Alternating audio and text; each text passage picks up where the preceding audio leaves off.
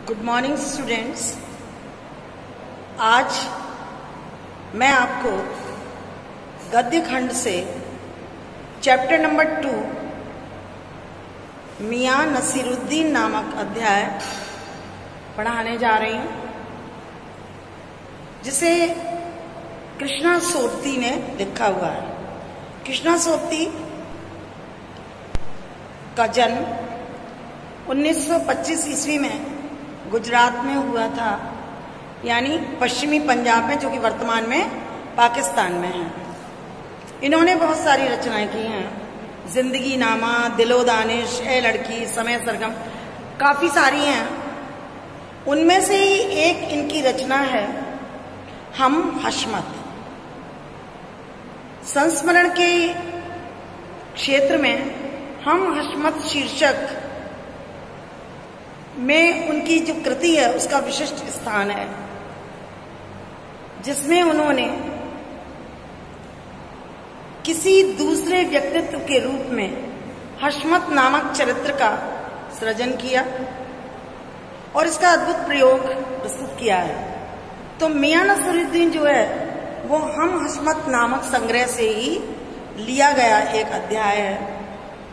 ये एक शब्द चित्र है। शब्द चित्र कहते हैं उस विधा को जिसमें कि लेखक या लेखिका किसी व्यक्ति के व्यक्तित्व का, किसी व्यक्ति के चरित्र का, किसी व्यक्ति के कार्यों का चित्र अपने शब्दों द्वारा प्रस्तुत करता है। तो यहाँ पर भी आप देखिए कि उन्होंने मियां नसीरुद्दीन में मियां नसीरुद्दीन नामक चरित्र का किस तरह से शब्द चित्र खींचा है। इसको पढ़कर के आपको ऐसा प्रतीत होगा मानो आप नसीरुद्दीन के सामने ही हों और एक उनकी जो छवि है वो आपके दिल में और दिमाग में उपस्थित रहेगी। तो हम अध्याय आरंभ करते हैं। यहाँ पर उन्होंने एक साक्षात्कार दिखाया गया है जो कि उन्होंने नसीरुद्दीन के साथ लिया, जिसमें कि मियां नसीरुद्दीन किस तरह से हाजिर जवाब हैं, कैसे वो उत्तर देते हैं, कैसे अपनी खानदानी महारत को बताते हैं, इन सारी चीजों का वर्णन किया गया है। अब कृष्णा सोबती जो है उन्होंने अच्छे से शब्दों का इस्तेमाल किया। इसमें उन्होंने संस्कृत शब्द भी हैं, हिंदी के भी हैं, उर्दू शब्दों का भी प्रयोग किया है। साहबो, उस दिन अपन मटिया महल की तरफ से न गुजर जाते तो राजनीति, साहित्य और कला के हजारों हजार मसीहों के धूम धड़क्के में नानबाइयों के मसीहा उर्फ मियां नसीरुद्दीन को कैसे तो पहचानते और कैसे उठाते लुत्फ उनके मसीही अंदाज का। ये पंक्तियां बताती हैं कि एक दिन लेखिका अपने कुछ लोगों के साथ, मटिया महल एक स्थान है लखनऊ में, उधर से गुजरी। तो अगर वो कहती हैं कि अगर हम उधर से ना गुजरते तो हम कैसे मियां नसीरुद्दीन से मिलते और कैसे लुत्फ उठाते उनकी बातों का। राजनीति, साहित्य और कला, इनके हजारों हजार मसीहा कहते हैं जो उस चीज में पारंगत होता है, विशिष्ट ज्ञान रखता है, उसको मसीहा बोलते हैं।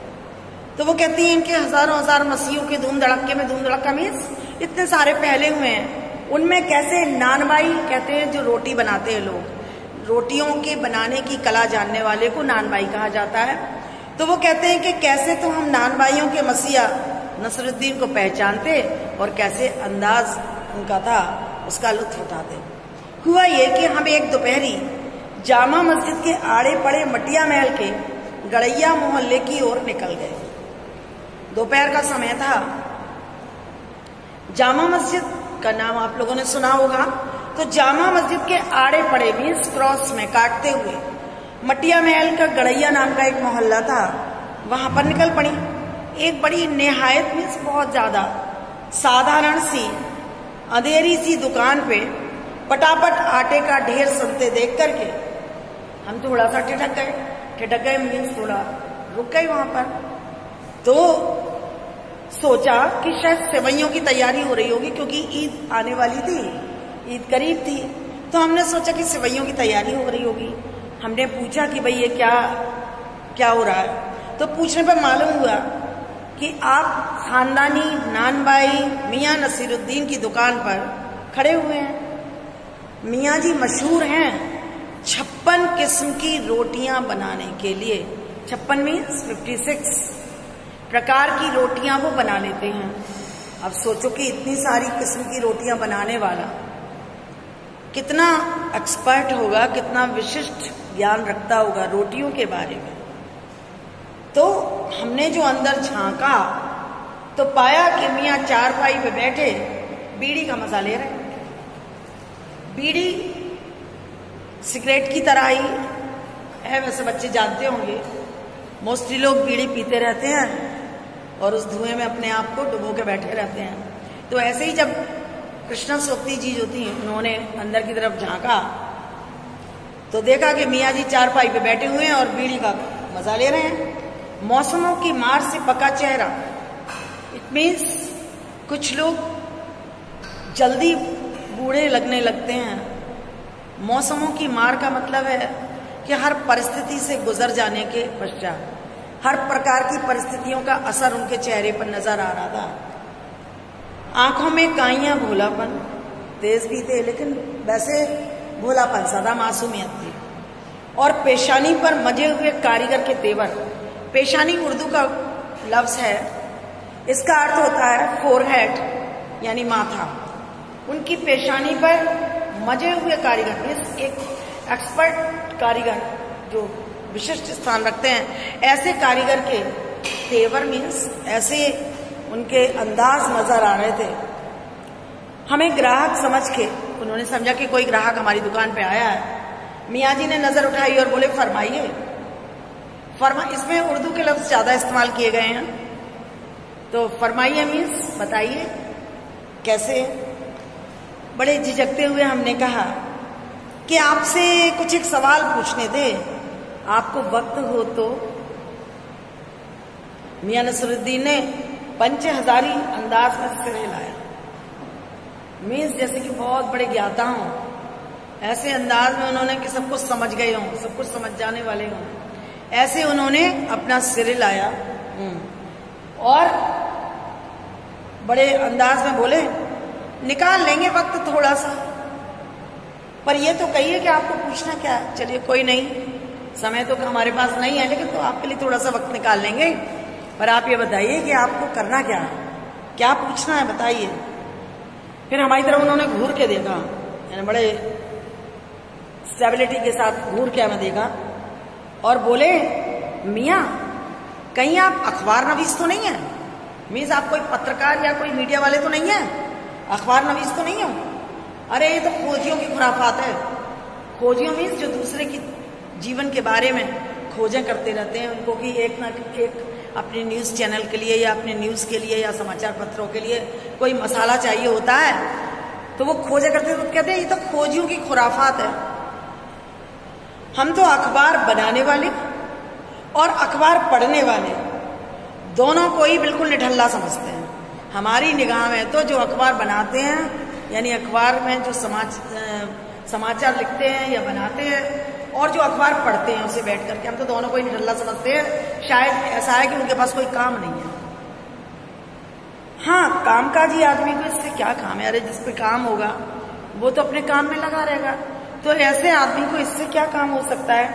खैर, अब आपने यहाँ तक आने की तकलीफ ही उठाई है, आपने इतनी मेहनत की, यहाँ तक आए हैं, तो चलिए पूछिए क्या पूछना चाहते हैं। अब थोड़ा सा हमारी हिम्मत बढ़ी लेखिका की, उन्होंने कहा कि पूछना ये था कि ये किस्म किस्म की रोटी बनाने का इल्म आपने कहाँ से हासिल किया। इल्म माने शिक्षा। आपने ये तरह तरह की रोटियां बनाने की जो शिक्षा है ना, कहाँ से ग्रहण की, कहाँ से आपको आ गई। अब तो मियाँ नसरुद्दीन ने अपनी आंखों के कंचे हम पर फेर दिए। आंखों की पुतलियों को लेखिका ने कंचे का नाम दिया है क्योंकि गोल गोल पुतली होती है, तो उन्होंने अपनी आंखों के कंचे एकदम से हम पर फेर दिए, यानी हमारी तरफ घुमा दिए। और तरेर के बोले, बड़े गुस्सा में या बड़ा एक अनबने भाव से बोले। क्या मतलब? पूछिए साहब, नान भाई इल्म लेने कहीं और जाएगा? आपका कहने का मतलब क्या है? क्या हम इसकी शिक्षा लेने के लिए कहीं और जाएंगे? क्या नगीना सास के पास, यानी जो नगीने बेचते हैं, जो मोती माणिक वगैरह बेचते हैं, बनाते हैं, उन्होंने कहा क्या हम नगीना सास के पास जाएंगे? क्या आईना सास के पास, जो मिरर बनाते हैं, जो दर्पण बनाते हैं, क्या हम उनसे सीखने जाएंगे रोटी बनाना?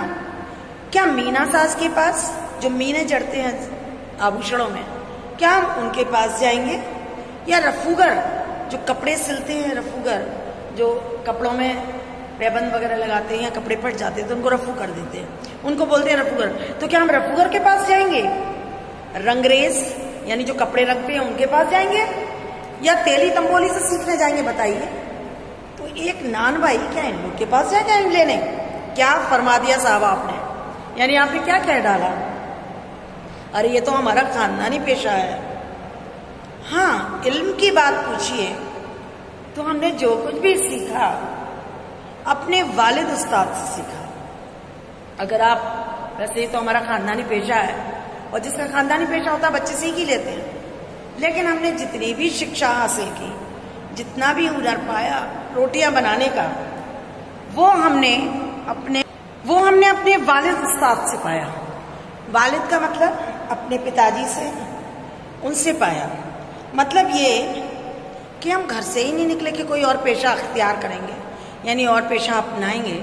इसके लिए इंसान घर से बाहर जाता है। आप भी शिक्षा ग्रहण करने बाहर जाते हैं कि कोई जॉब करेंगे या कोई और बिजनेस के बारे में सीखेंगे। तो उन्होंने बताया कि हम तो घर से निकले ही नहीं, जो हम कोई और पेशा अख्तियार करेंगे।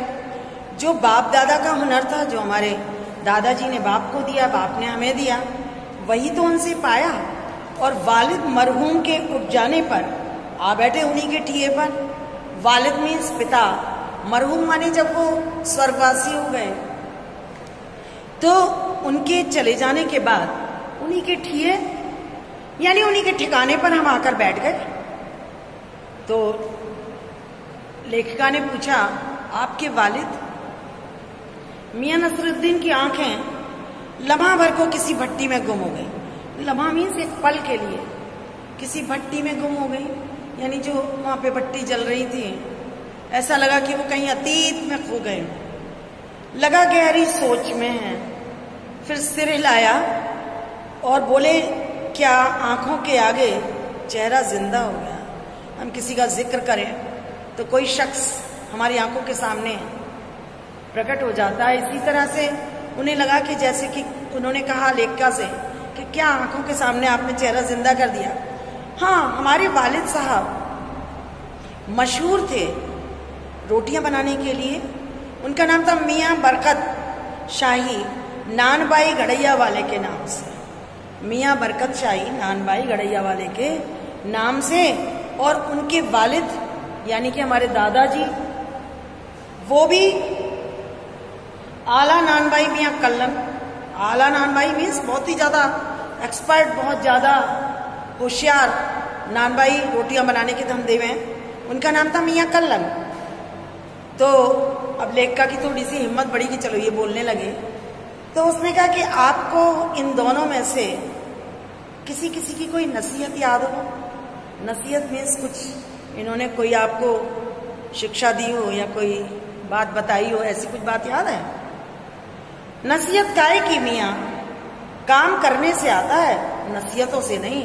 हाँ, अब उन्होंने बताया कि नसीहत क्या, काम तो अगर हम करेंगे तभी तो हम होशियार बनेंगे, तभी तो हमें आएगा। नसीहत देने के बाद हमने काम नहीं किया तो क्या काम आ जाएगा हमें?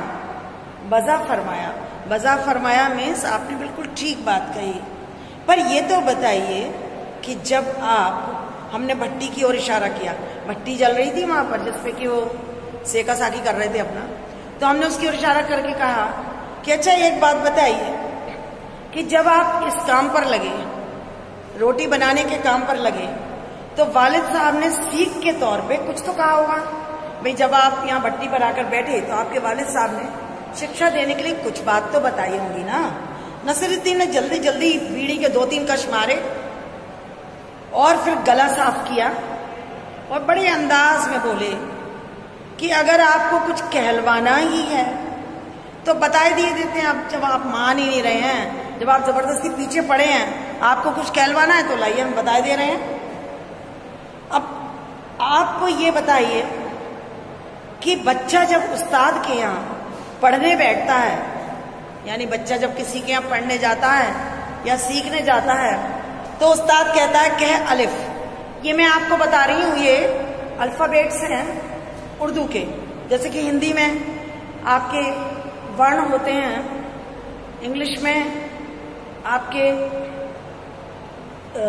अल्फाबेट्स होते हैं, इसी तरह से उर्दू में ये उर्दू की वर्णमाला है एक तरह से। तो वो उस्ताद कहता है कह अलिफ, बच्चा कहता है अलिफ। कह बे, बच्चा कहता है बे। कह जीम, बच्चा कहता है जीम। इसी बीच उस्ताद जोर का एक हाथ सिर पर धरता है, यानी अगर थोड़ी सी भी गलती हो जाती है तो उस्ताद सिर पे मारता है और शागिर्द चुपचाप परवान करता है और शागिर्द खामोश रह करके चुपचाप से आगे का हिस्सा पढ़ता है। समझे साहब, एक तो पढ़ाई ऐसी होती है, यानी कहने का तात्पर्य एक तो रटाई हुई विद्या होती है, किताबी विद्या होती है, जिसमें कि बच्चे को सिखाए जाते हैं अक्षर बोलना, उनका पढ़ना और उनको किस तरह से बोला जाता है, ये सारी चीजें सिखाई जाती हैं और ना बोलने पर पिटाई भी होती है।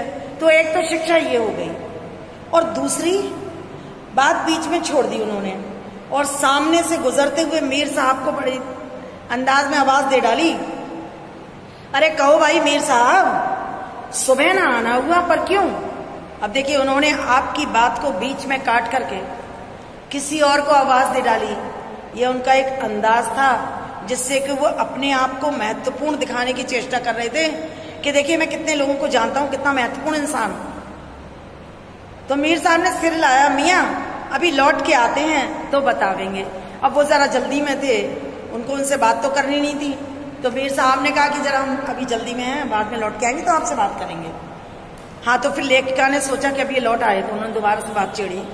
उन्होंने कहा हाँ, आप दूसरी पढ़ाई के बाबत कुछ कह रहे थे ना।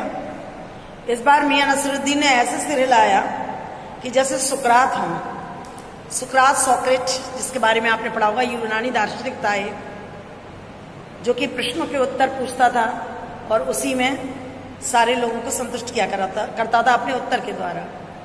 तो उन्होंने ऐसे सिर हिलाया जैसे इतने बड़े विद्वान हो, सुकरात के समान हो गए हों। हाँ, एक दूसरी पढ़ाई भी होती है। अब सुन लीजिए वो कैसी पढ़ाई होती है, सुनिए। अगर बच्चे को भेजा मदरसे, मदरसे मीन्स पाठशाला, अगर बच्चे को मदरसे भेजा तो बच्चा न कच्ची में बैठा, न बैठा वो पक्की में, न दूसरी में, और जा बैठा तीसरी में। कहने का तात्पर्य यह है कि ना तो वो नर्सरी पढ़ा, ना LKG पढ़ा, ना UKG पढ़ा, ना फर्स्ट पढ़ा, ना सेकंड पढ़ा, और 3rd क्लास में एकदम से एडमिशन हो गया। हम ये पूछेंगे कि उन 3 जमातों का क्या हुआ। अब वो खुद ही प्रश्न कर रहे हैं लेखिका से, तो हम ये पूछेंगे कि उन 3 जमातों का क्या हुआ, क्या हुआ उन 3 क्लासों का। अपना क्या, हमारा ये ख्याल था लेखिका का कि मियाँ नसीरुद्दीन अपनी बात का निचोड़ भी खुद ही निकाल लेंगे, पर वो हम ही पे दागते रहे, यानी हम ही से पूछते रहे कि हाँ भाई बताइए, आप ही बताइए उन 2-3 जमातों का क्या हुआ। अब ये बात मेरी तो समझ के बाहर है। लेखिका ने कहा कि भाई मैं तो नहीं समझ पा रही क्या हुआ। इस बार शाही नानभाई मियाँ कल्लन के पोते, यानी वो उनके अपने दादाजी का पोता ही था मियाँ नसीरुद्दीन, उसके विषय में कहा है, अपने बचे कुचे दांतों से खिलखिला के हंस दिए। कुछ दांत उखड़ चुके थे, जो जितने बचे थे उनसे ही खिलखिला के हंस पड़े। अब वो उनसे ही कहने लगे, मतलब क्या मेरा साफ ना था? लो साहिबो, अभी साफ हुआ जाता है। यानी मैं अभी आपको बात क्लियर करे दे रहा हूं जो भी है। अब जरा सी देर के लिए आप मान लीजिए कि अगर हम बर्तन धोना ना सीखते, हम बट्टी बनाना ना सीखते, भट्टी को आंच देना ना सीखते, तो क्या हम सीधे सीधे नानबाई का हुनर सीख जाते? यानी इन चीजों का तात्पर्य उन्होंने ये बताया कि किताबी पढ़ाई के अतिरिक्त भी प्रैक्टिकल अभ्यास की पढ़ाई होती है, वो दूसरी तरह की पढ़ाई होती है। उसमें बच्चे को करना सिखाया जाता है और करना सिखा करके उसको काम आ जाता है। तो उन्होंने कहा कि देखो, हम ना बर्तन धोना नहीं सीखते, बट्टी लगाना नहीं सीखते, बर्तन मांजना नहीं सीखते, तो क्या हमें ये हुनर आ जाता? यानी हमने जो कुछ भी प्राप्त किया अभ्यास से किया, प्रैक्टिकली किया, ये थी दूसरी पढ़ाई। अब मियां नसरुद्दीन ने हमारी तरफ ऐसे देखा कि जैसे हमसे कोई जवाब पाने की उम्मीद रखते हो। फिर बड़े ही मजे हुए अंदाज, बड़े एक्सपर्टनेस तरीके से वो कहने लगे कि कहने का मतलब ये है साहब कि तालीम की तालीम भी बहुत बड़ी चीज है। आपने एक स्लोगन सुना होगा, practice makes a man perfect. तो आपने जानते हैं कि अभ्यास से व्यक्ति पूरी तरह से सफल होता है, यानी जब तक अभ्यास नहीं करेगा सफलता नहीं प्राप्त करेगा। तो किताबी ज्ञान के अतिरिक्त अभ्यास का ज्ञान होना भी बहुत जरूरी है। तो उन्होंने ये चीज स्पष्ट कर दी यहाँ पर कि तालीम की तालीम यानी शिक्षा के लिए भी अभ्यास जो है वो बहुत जरूरी चीज होती है। सिर हिलाया, है साहेब, माना। अब वो हमसे भी अपनी पूरी स्वीकृति चाह रहे थे कि हाँ साहब आपने माना कि नहीं माना। अब मियां नसरुद्दीन जोश में आ गए और आकर के चिल्ला के कहने लगे, अरे हमने ना लगाया होता खोमचा तो आज क्या हम यहाँ बैठे होते? खोमचे का तात्पर्य है किसी चीज को लेकर के गली गली बेचने वालों को खोमचा लगाने वाले कहते हैं, क्योंकि अलग अलग से चीजों को लगते हैं और बेच निकल जाते हैं, वो खोमचे ही वाले होते हैं। तो वो कहते हैं कि अगर हमने ना लगाया होता खोमचा, खोमचे से मतलब है अगर हमने बर्तन ना धोए होते, हमने भट्टी ना बनाई होती, हमने आटा ना माड़ा होता, ये सारी चीजें नहीं की होती, तो क्या आज हम यहाँ पर बैठे होते? हम यहाँ पर नहीं होते। मियाँ को खोमचे वाले दिनों में भटकते देख के हमने बात का रुख मोड़ दिया, यानी हमने उस बात को घुमा दिया। हमने देखा अगर ये खोमचे वाले दिनों में खो गए तो और लंबा खिंच जाएगा, हम जिस बात के लिए आए हैं वो बात तो रह ही जाएगी। तो हमने उनसे कहा कि आपने खानदानी नान भाई होने का जिक्र किया था, क्या यहाँ और भी नान भाई हैं? आपने बताया था कि हम लोग खानदानी नान भाई हैं। तो ये बताइए, यहाँ इतने सारे आपके आसपास जो दुकानें हैं इनमें से और लोग भी खानदानी नान भाई हैं? मियाँ ने हमें घूरा मीन्स बड़ा आंखें नजरें हमारे ऊपर गड़ा के बोले, बहुत एरे हैं पर खानदानी नहीं है। सुनिए, दिमाग में चक्कर काट गई है एक बात। अब वो कहने लगे बहुत सारे हैं लेकिन कोई खानदानी नहीं है। अब हमारे दिमाग में एक बात चक्कर काट गई है। हमारे बुजुर्गों से बादशाह सलामत ने यूं कहा कि मियाँ नान भाई कोई नई चीज खिला सकते हो। अब वो अपने बुजुर्गों के जमाने में आ गए और उनमें एक आदत थी कि वो किसी चीज को बड़े बड़ा चढ़ा के, जिसे कहते हैं हम लोग अतिशयोक्ति के रूप में कहने के आदी थे। तो उन्होंने बताया कि थोड़ा असर पड़े हमारे ऊपर, कि हमारे जो बुजुर्ग थे वो शाही खानदान के बुजुर्ग, वो नान भाई थे।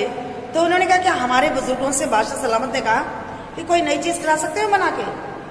तो हमने पूछा, जो कि ऐसी चीज बनाओ ना आग से पके और ना पानी से बने। ये तो यूनिक हो गई, एकदम अद्भुत चीज हो गई कि ना तो आग से पके और ना पानी से बने।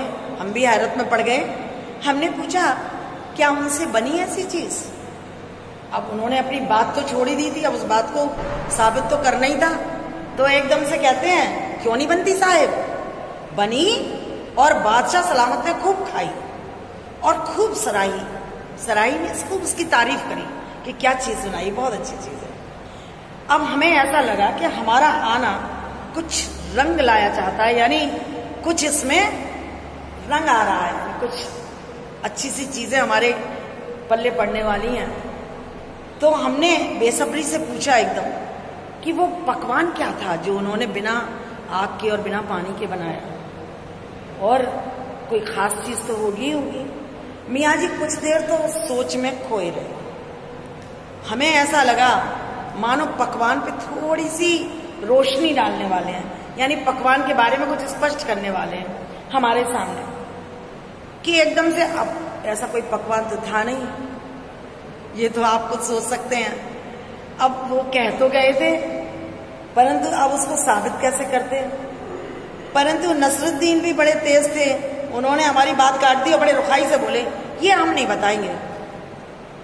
बस आप इतना समझ लीजिए कि एक कहावत है ना कि खानदानी नानभाई कुएं में भी रोटी पका सकता है। अब ये कहावत कब गढ़ी गई हो कुछ पता नहीं, कहावत है भी या नहीं है, लेकिन नसरुद्दीन ने ये कहावत कह दी कि एक जो खानदानी नानभाई होता है ना वो इतना एक्सपर्ट होता है कि वो कुएं में बैठ करके भी रोटी पका सकता है।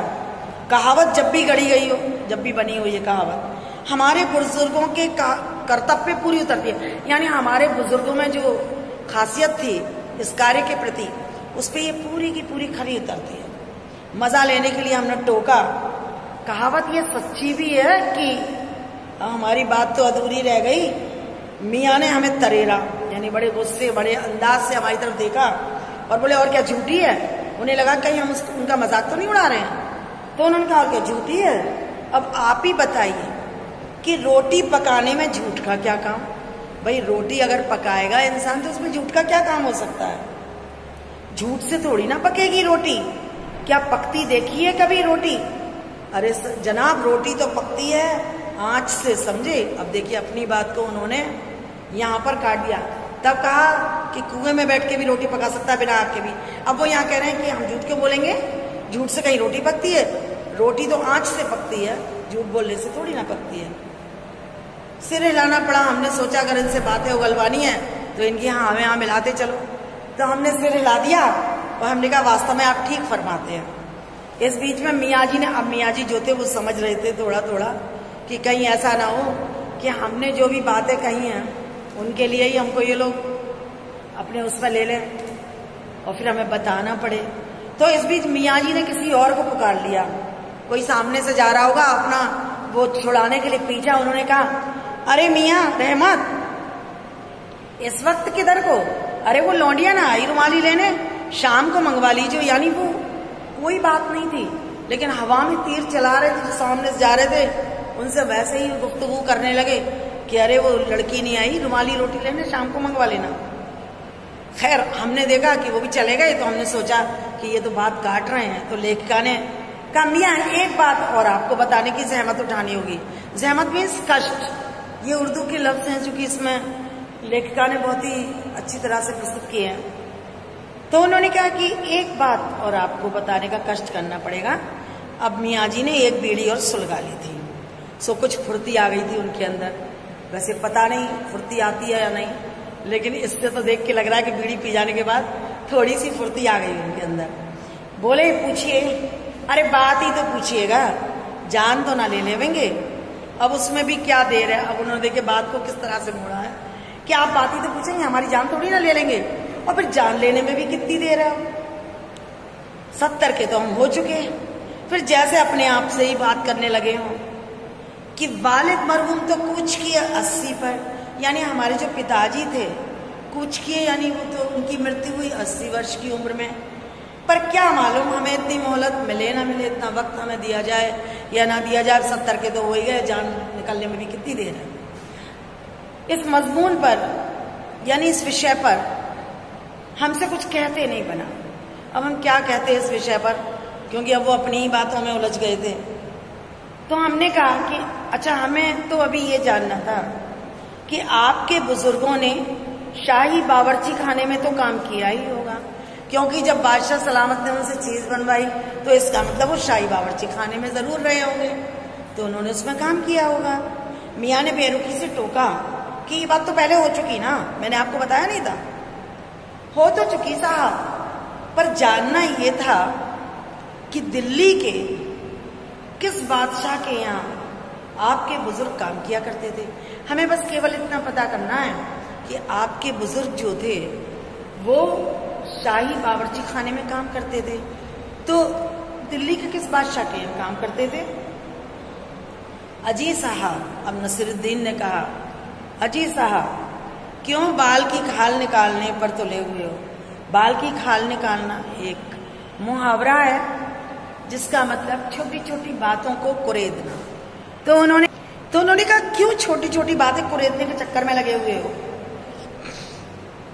कह दिया ना कि बादशाह के यहाँ काम करते थे, सो क्या काफी नहीं है? अब जो लोग पूछ रहे थे उनसे, वो बड़ी खिसियानी सी, हंसी ऐसे खिसियानी सी इसलिए कि उन्होंने डांट दिया। और हंस के बोले है तो काफी, पर जरा नाम ले लेते आप, उसे वक्त से मिला लेते कि कौन से समय में आपके बुजुर्ग वहां पर काम किया करते थे। वक्त से मिला लेते खूब, पर किससे मिलाते जनाब आप? वक्त से किसको मिलाते? अब नसीरुद्दीन ने सोचा कि अब तो मेरा झूठ जो है ना वो इनके पकड़ में आता जा रहा है, तो उसको कैसे बदला जाए या उसको किस तरह से बदल के बोला जाए। तो उन्होंने कहा किसे मिलाते जनाब आप वक्त से? मियाँ जी हंसे इस बात पे जैसे कि हमारी हंसी उड़ा रहे हो, हमारी खिल्ली उड़ा रहे हो। वक्त से वक्त को किसी ने मिलाया है आज तक? बताइए, आप वक्त मिलाने की बात कर रहे हैं, समय से किसी ने समय को मिलाया है? खैर पूछिए किसका नाम जानना चाहते हैं। अगर आपको लग रहा है कि मैं बता नहीं रहा हूं तो आप मुझसे पूछ लीजिए किसका नाम पूछना है। दिल्ली के बादशाह का ना, तो उनका नाम कौन नहीं जानता? जहां पना बादशाह सलामत, यही तो है ना भाई, उनका नाम कौन नहीं जानता?